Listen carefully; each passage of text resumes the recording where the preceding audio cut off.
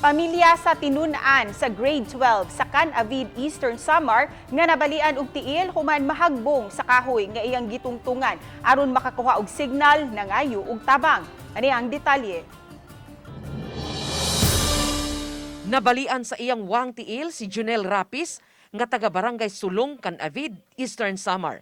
Kauban ni Junel ang iyang igsuon nga si Jana nga mikatkat og kahoy ni atong Pebrero 8 sa gabii. Nangita ang duha og signal aron maanseran ang ilang mga modules sa eskwelahan.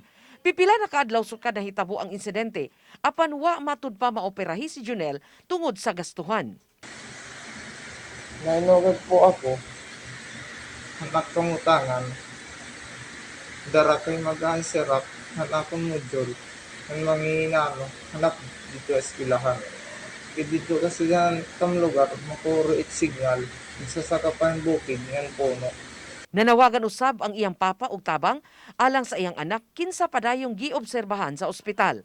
Problema karon sa pamilya asa mokuha sa pangdeposito alang sa operasyon.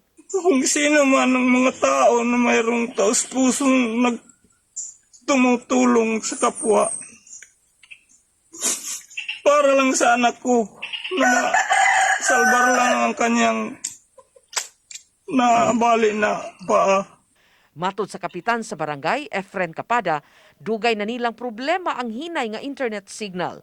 Tungod niini, mapugos matod pa ang mga estudyante pagsaka sa bukid aron lang makakuha og signal. Matod sa DepEd 8, kasamtangan na nilang gi-validate ang insidente. Kailangan niya ng malaking pinansyal para siya maoperahan. Hanggang ngayon po, hindi pa siya naoperahan. Uban ni Clans Gabutin, Chelo Valiana, Balitang Bistak.